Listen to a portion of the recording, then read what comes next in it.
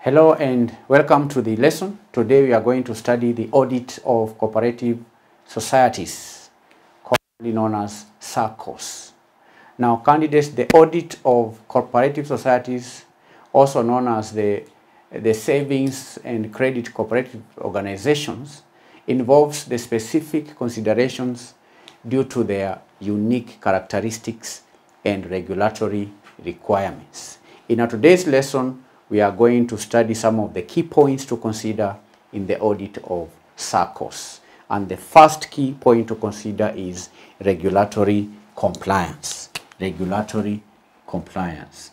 Regulatory compliance is the first key point. Regulatory compliance. Now, candidates, Saccos operate within a regulatory framework specific to cooperative societies. And the auditor must have a good understanding of cooperative laws, regulations, and guidelines that are issued by regulatory authorities. The audit should ensure that the Saccos operations comply with these requirements. So if you are to audit cooperative society, then you need to have knowledge on the regulations, the guidelines, and cooperative laws in the country. So when auditing, this is a key point to consider: the regulatory environment within which cooperative societies operate. The second point is membership and share capital. Membership and share capital. Saccos are member-based organizations where members contribute share capital. And the auditor should review the membership records, should review the share capital accounts, and ensure compliance with the bylaws and regulations related to membership and share capital requirements. Number 3, the third point is the savings and loan portfolio review. Savings and loan portfolio review. Saccos primarily engage in accepting savings from members and providing loans. And the auditor should review the savings and loan operations, including the adequacy of internal controls, of interest calculations, the loan provisioning, and adherence to lending policies and procedures. Financial statement review is yet another key thing to consider when auditing cooperative societies. Financial statement review. The auditor should examine the financial statement of the cooperative society, including the statement of financial position, the statement of comprehensive income, and also the cash flow statement. Do you understand? Do you understand that? Financial statement review.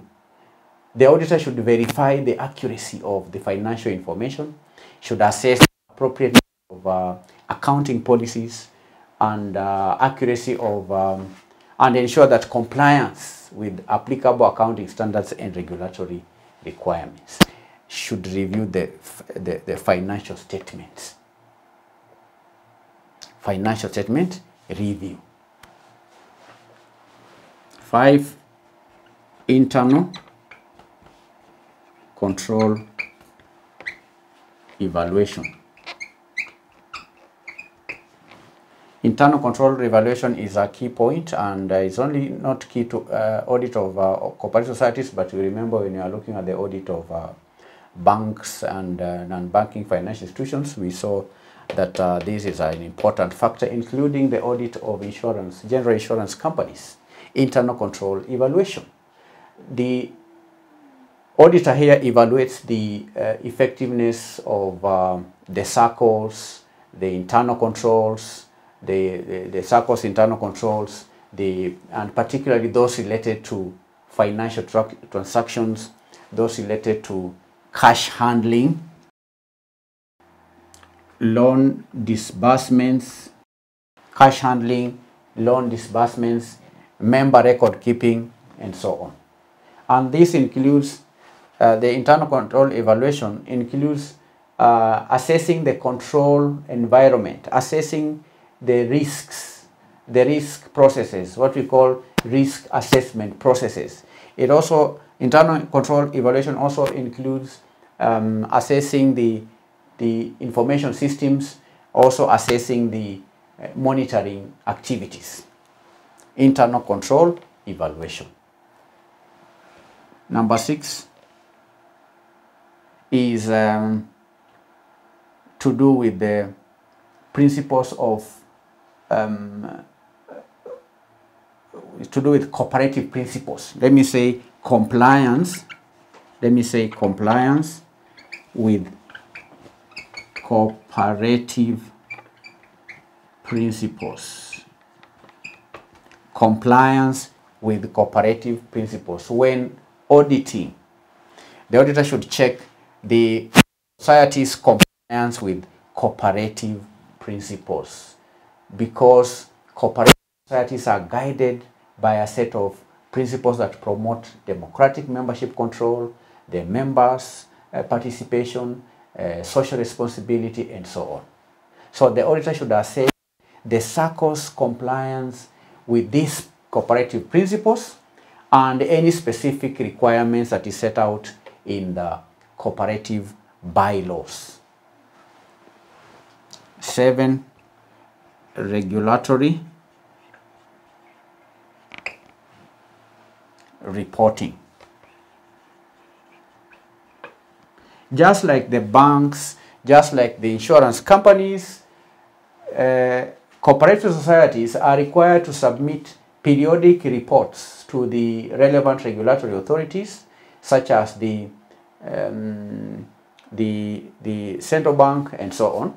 So the auditor should verify the accuracy and the completeness of such reports and ensure compliance with the prescribed formats and regulatory guidelines.